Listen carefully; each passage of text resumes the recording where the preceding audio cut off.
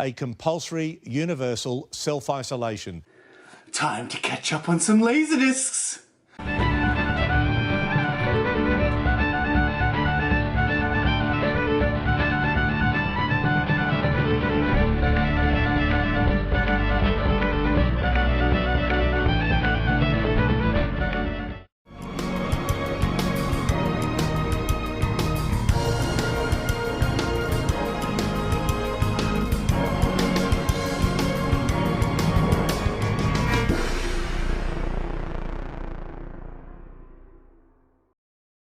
Two weeks later.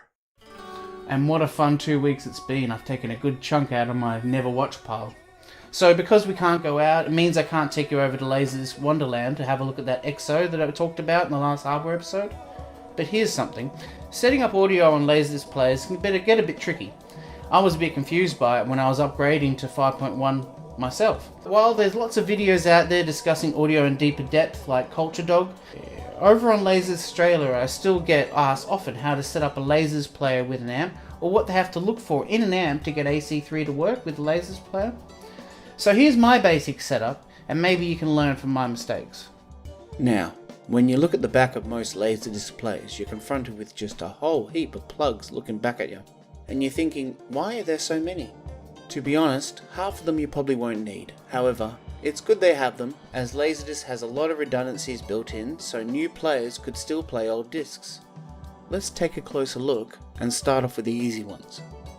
First off, you've got your analog output, which I use a simple stereo pair of RCAs, typically coloured red and white. And that's for your older discs, you know, the ones that came out in the 80s. Then you have the discs that have digital sound. Well, for that, I'm using a Toslink digital optical. The Toslink also works with DTS discs too. Here comes the tricky bit if you want some AC3 action. When shopping for an amp, you gotta think about what you need it for. For instance, I use mine with another Toslink for the PS4. But when I watch AC3 Laserdiscs, this amp has a built-in RF demodulator. It's not as good as having an amp with an external AC3 demodulator though, because you can choose an amp that can do all your high bit rate HDMI stuff too. But I bought an amp without thinking ahead. I chose the amp and TV because I got suckered into the whole THX thing for a bit. If I knew then what I know now, I probably wouldn't have chosen the amp that I got. It was a package deal. I got the 909 and the amp in one big package deal. And I was very excited that it had all the features packed into one unit, you know, the DTS, the AC3. I was like, okay, I'm set up, you know. And it wasn't until later that I realized that you could get external demodulators and external decoders. Now, external demodulators just take from an RF signal and translates it into a digital signal out. Whereas a decoder takes the RF signal in and then translates that into 6 basic outputs through an RCA jack that you can plug into any amp that would take a normal DVD player or something like that. I personally rather get one of these and just use it through the optic fiber, nice and easy, or digital out, whatever. I think what that allows you to do is it opens up amps to modern day equipment and stops, well, where I'm at is kind of stuck in a limitation of that certain sound quality, and although optical is really good when you've got stereo sound, when it comes to 5.1 it's quite compressed, and with modern day appliances like the PS4 and modern Blu-rays and stuff like that, I feel like I'm bottlenecking it. Anyway, let's move on to the discs. Let's kick off box number 8. Now we've done all the hardware stuff. And what better place to start than my Monty Python collection. I'm a big fan of Monty Python, a bit of a Monty Python geek. Grew up with them a lot.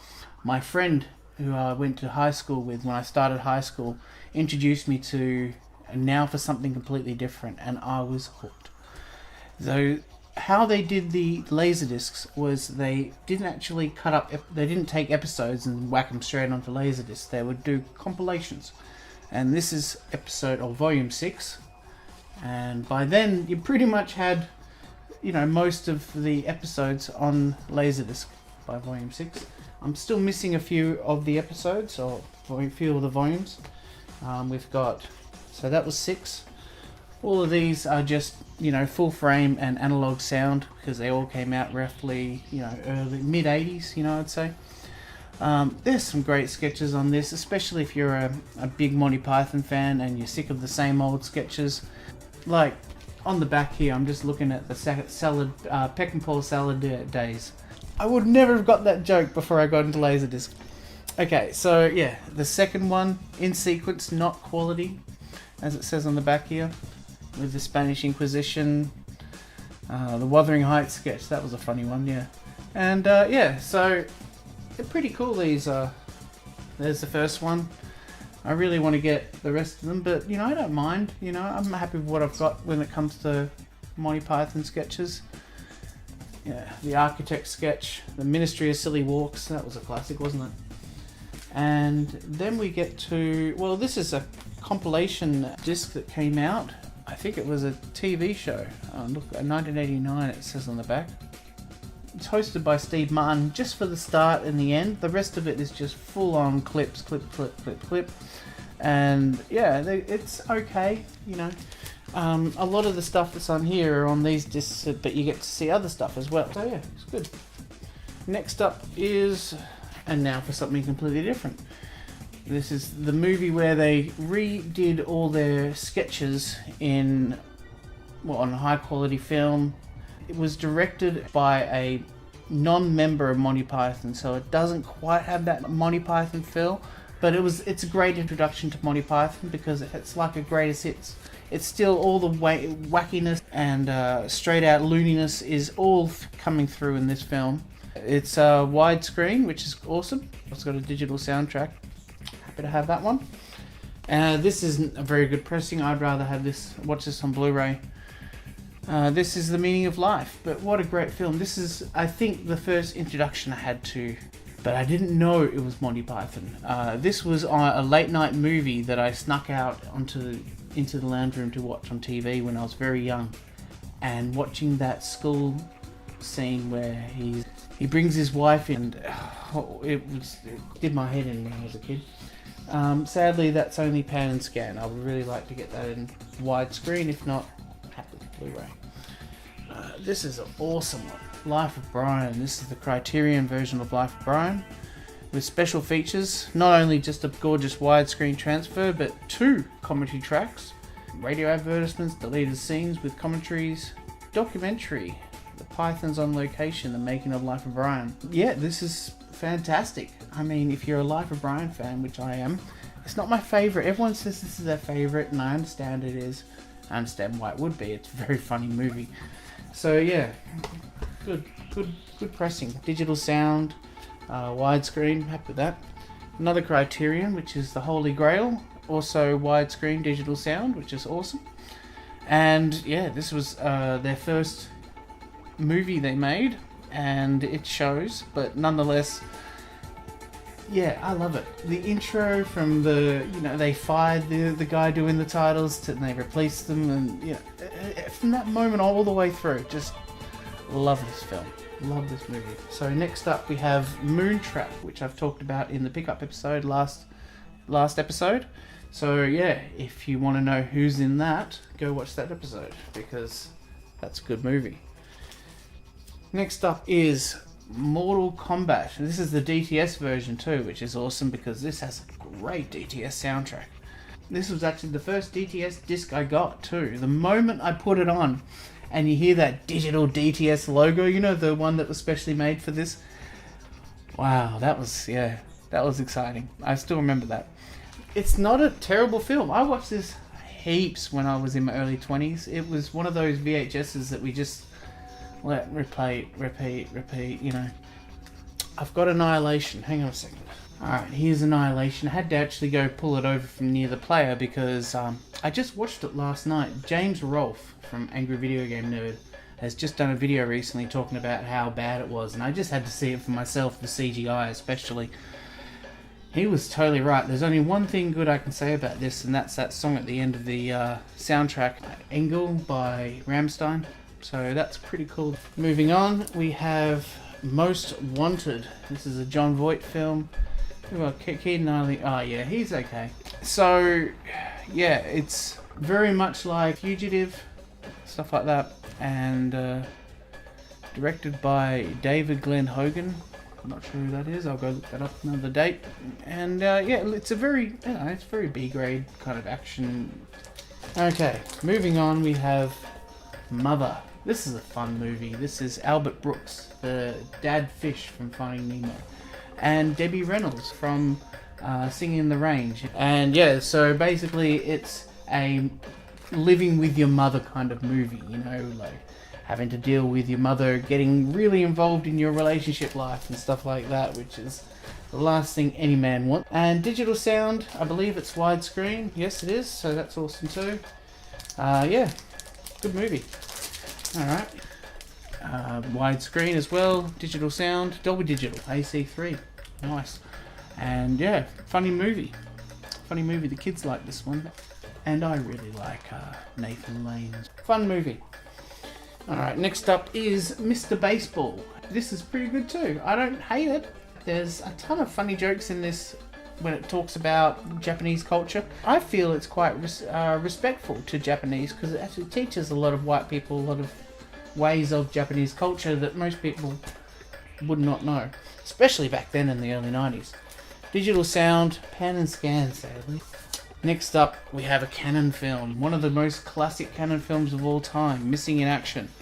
This is the famous Chuck Norris film that was filmed second, but they liked this one better, so they made this one number one, and Missing in Action 2 wasn't as, or they didn't think was as good, even though I think Missing in Action 2 is better. They made that number 2 instead. Yeah, this is the classic Braddock film. Chuck Norris doing the most Chuck Norris he can be. Sadly, it's analog with pan and scan again, but it's Canon, and I can't say no to them. It's not like I'm trying to get every Canon film, it's just I see it and I go, oh, I want it. Okay, next up, this is a great disc, Mission Impossible, and John Voight, Tom Cruise. It's directed by Brian De Palma. There you go. He always gets really good directors to make the Mission Impossible movies. Yeah, so this is a great film.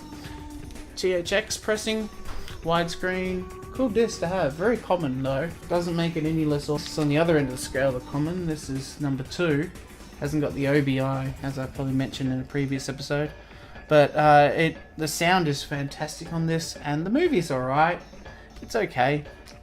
Mr. Roberts, I've talked about this one previously in a pickup video, I think. And yeah, this is really cool. Also has a special documentary at the end, which is cool. And like I mentioned, Jack Lemmon steals the show. James Cagney's in it. Peter Fonda, William Powell. Yeah, great little pickup. This is actually quite a late release too. Mixed Nuts. This is the other Nora Ephron film that I wasn't a big fan of, but being someone who's trying to get all the Steve Martin movies, I can't say no to this. And widescreen and digital sound, and it's another one to chuck on around Christmas time, you know, that if you don't want to watch the same movies every year, you can mix it up a bit. This is, I haven't got White Man Can't Jump, but I've got Money Train, funny enough.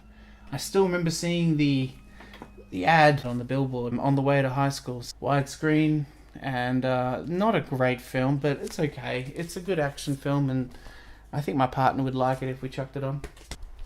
Next up we have My Father the Hero, which can be quite an awkward film to watch sometimes, especially if you're watching it with family, I imagine. But having said that, there's some funny comedy in this to be had, and it's a sweet little film. I like Gerard Depardieu, and yeah, this is the American version opposed to the French version, which is even more racy than this one was. At least they toned this one down a bit. Widescreen, digital sound, and a very controversial subject. Yeah, anyway, my favourite Martian, widescreen, AC3, which is good. It's a funny little movie, I guess. It's okay. It's a late release, which is good. Jeff Daniels, Christopher Lloyd, Daryl Hannah, Elizabeth Hurley. Good little film, cute film. Kids like it. This is one of my partner's favourite movies. Sadly, this is pan and scan.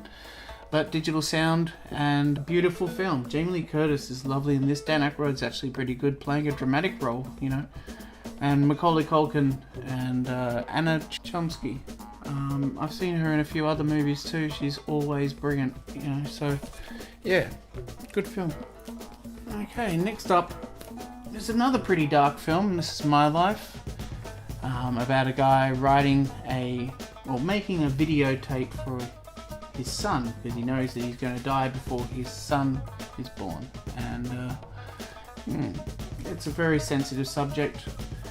I don't know how many times I'm going to be watching this movie, but it's still nice to have in the collection. I just can't, even when I'm chopping down discs and clearing out when I add more new discs in there, I keep going past it and keeping it.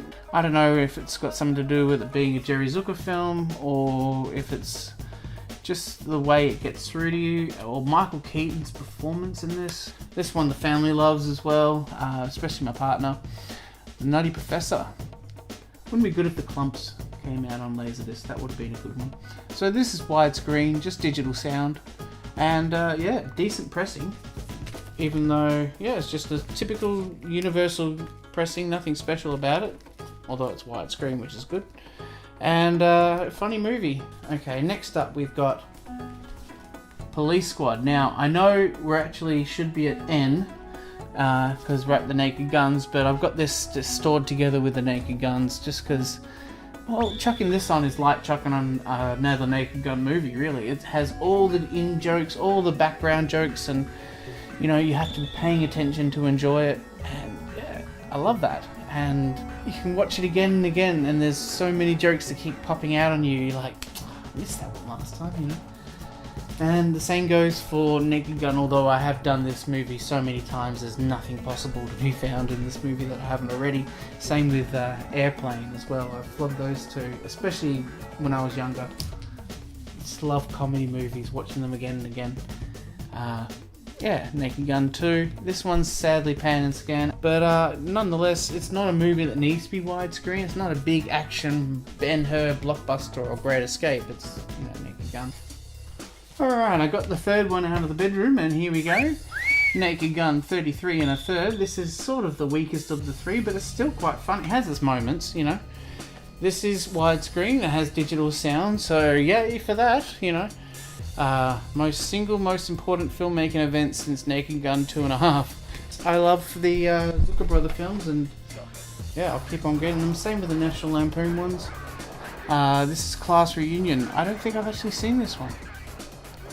This is one I just knew that I was going to keep anyway because it was a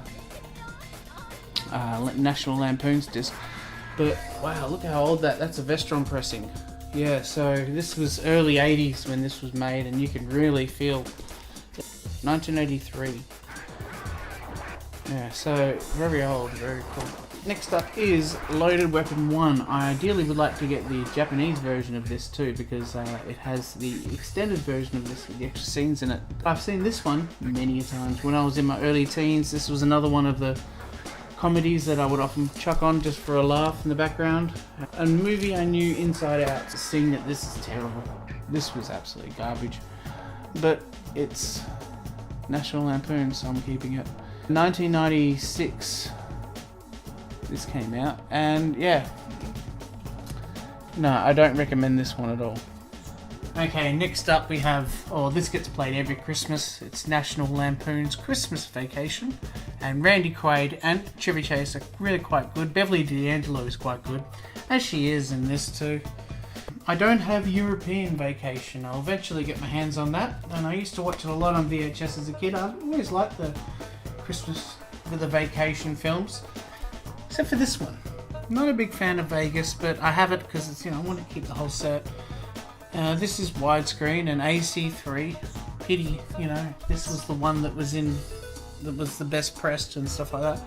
It's okay. I mean, it's good to see the Griswolds back again for another film, even if it wasn't as good as their usual stuff. Okay, this is a great film, The Natural, with Robert Redford, I believe. Directed by Barry Levinson, who made Good Morning Vietnam. That's one of my favourites. Wag the Dog as well. Anyway, The Natural's a really great film. Robert Duvall as well. It's about the love of baseball, really. This is a good film. Kim Basinger. Next up. This is one of my favourite Jackie Chan films, Mr. Nice Guy. And this was actually filmed in Melbourne, Australia. A lot of the scenes are actually running through the centre of the city, where I used to walk up and down a lot. Being visually impaired, I never got to be able to drive, so I had to travel on public transport, and that means you go. So when you live in Melbourne, it all works like a spiderweb in Melbourne, and the city's in the middle, and all the train stations have to require you to go into the city and back out. So often I would go to the city and grab something to eat, because all the best food's in the city and stuff like that, or shopping, technology. I would go check out some of the tech shops or the media shops, the record shops, stuff like that. This was one of the 2 films. I think he did 3 actually, but I know of 2. There was this one, and he did First Strikers in Brisbane, I think that one was. Okay, next up is Mrs. Doubtfire. This is widescreen, and I believe it's AC3. No, just Dolby Digital. Yeah, I see a Dolby Surround, I see digital sound, but I don't see an AC3 logo. There is a better version of this, a much nicer Pioneer Special Edition, and I would eventually like to get my hands on it. This was one of the very first Laserdiscs I actually bought since I moved over here in Perth, which was about 10 years ago now. Okay, moving on, we have Multiplicity. This is directed by Harold Ramis again, who made Egon from Ghostbusters. He also directed Caddyshack and National Lampoon's Vacation. And this is another wonderful movie with Michael Keaton. Michael Keaton's great. Quite a big advancement in digital technology, in filming. It would have been a very complicated film to make. I'm glad that Harold Ramis was up for the challenge. Next up we have Murphy's Law. This is pan and scan and analog, but I got it because it's another Canon film. And Bronson. This actually isn't a bad Bronson film as far as the action goes and stuff like that. It's a pretty decent, as far as Canon films go. A classic Australian film, Muriel's Wedding, with Tony Collette. Bill Hunter. Oh wow, forgot about that. And Rachel Griffiths, who was in 6 Feet Under. That was a good show, wasn't it? Digital sound, widescreen, and a very lovely Aussie film. A little bit strange. It gave Americans a really weird impression of us. Between this and Priscilla, Queen of the Desert, the films that we were bringing out of us, representing Australia at the time that were popular in America, really said a few weird things about our culture, I guess. Okay, next up is The Music of Chance, James Spader and Mandy Patinkin. And Mandy Patinkin was, Princess Bride. You killed my father, prepare to die, He was also in that TV show, the detective TV show, I forgot what it was called, one of the Law and Order kind of things. Criminal Minds, I think it was called. And, but this is a really cool film. James Spader steals the show. Actually, both of them are fantastic. I don't want to say too much about the movie because it's one of these twisty plotline things that, if you watch it, if you tell anything about it, it can actually ruin the movie. Go in blind, just chuck it on and watch it. Okay, so next up we have Steve Martin again, Rick Moranis, My Blue Heaven, directed by Herbert Ross. And I really like this film. I wasn't a big fan of it when it came out. It didn't have the same kind of humour that a lot of that I come to expect from Steve Martin. But watching this recently, it's such a lovely movie. And what's her name? Joan Cusack is incredible. And just like she was in In and Out, she just manages to come in and steal the show. Okay, next up we have Mystery Science Theater 3000, widescreen, digital sound. Yeah, it's okay. It's just like an episode of the movie. They've put a bit more effort in the Satellite of Love, I guess. Basically, it's This Island Earth, which is the movie they watch, and they commentate over it. If you haven't heard of Mystery Science Theater before, you should check out a few of the episodes. Yeah, the Mac and Me one is quite funny. If you haven't watched Mystery Science Theater before, that's a good place to start. Yeah, I mentioned this in the pickup videos just recently, so I'm not going to bother going into this too much. Again, I got this because of the Zucker and the music. I'm not a big fan of Julia Roberts, really, sorry. Yeah. I don't hate her, she just doesn't do it for me, you know, it doesn't do it. Okay, next up is The Odd Couple. This is a very famous film, Neil Simon's most famous film if you ask me. I've been actually chasing up a whole bunch of Neil Simon stuff lately, like The Slugger's Wife, which is about a baseball player who has a wife who's a good luck charm, and she stops coming to his games and then stops performing. And the other one's called The Heartbreak Kid, which is the original Heartbreak Kid, digging the Neil Simon stuff. And following through we have The Odd Couple 2. Luckily this is not rotted or anything. Digital sound. I don't know if this is a Neil Simon film at all. Written by Neil Simon, there you go. Directed by Howard Deutsch. Yeah. But it's always good to see Lemon and Mathau together. Anytime Mathau's on the screen, I'm always happy. Once Upon a Time in America, I mentioned this recently. It's a very long, very slow, but very good gangster film. If you, especially old school gangster, New York gangster, stuff like that. One Man's Justice.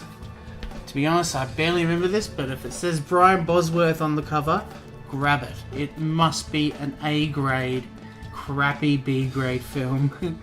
Actually, this is the lesser of the Brian Bosworth ones. There's another one I've got that's coming up. That's the ultimate Brian Bosworth, ultimate B grade. If you're a big fan of Canon films, check that one out.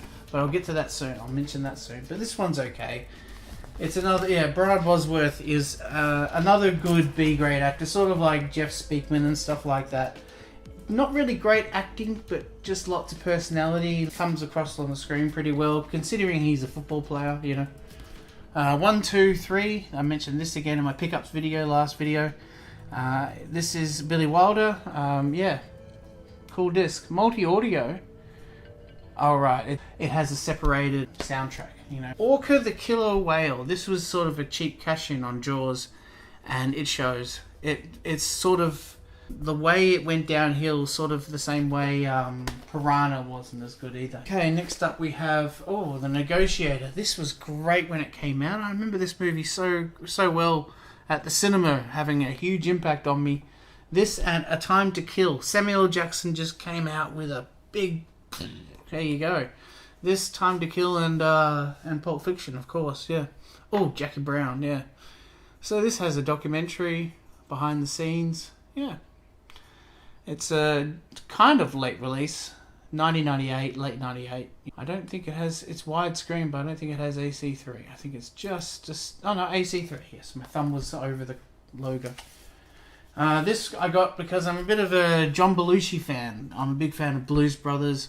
This has Dan Aykroyd and John Belushi together, but the film wasn't as good, I'll be honest with you. It's okay. There are moments in it that are okay. I can see what John was trying to go for it, but it just didn't land so well. This is one I again mentioned in the pickup episode, Never on Sunday. I've just loaded into the collection now, finally. Yeah, digital sound, widescreen, very lovely movie. I like that one. New Kids. This is, I've mentioned this in the pickup video recently.